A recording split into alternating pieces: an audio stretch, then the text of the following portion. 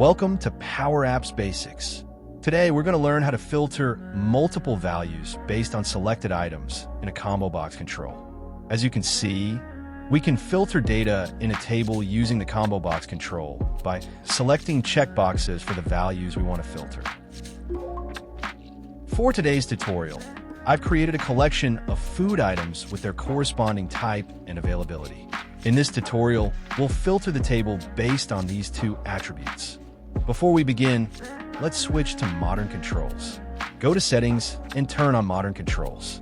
Let's insert a modern table to display our data collection. Click the Collect Data button to load the data. Now you'll see it displayed in the table.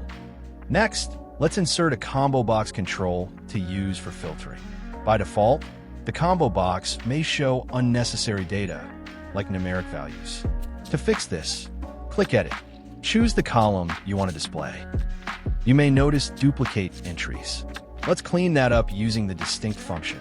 Go to the Items property of the Combobox and enter Distinct, open parenthesis, your collection name, comma, your column name, close parenthesis.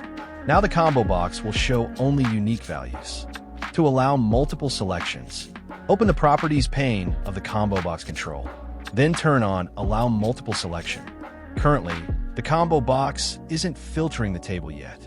To connect it, go to the Items property of your table. Enter Filter, open parenthesis, your collection name, comma, close parenthesis.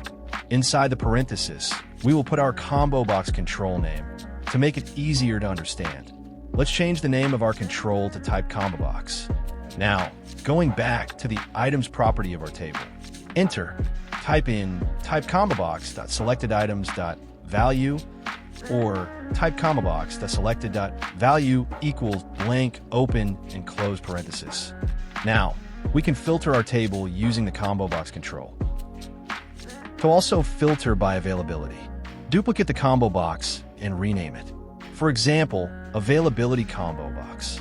Also, don't forget to change the values of your second Combobox.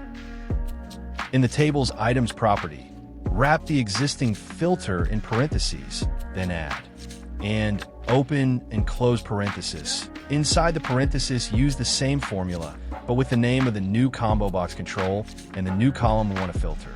That's it. You can now filter your table based on multiple selections in multiple Combobox controls. Thanks for watching, and don't forget to subscribe for more PowerApps tutorials.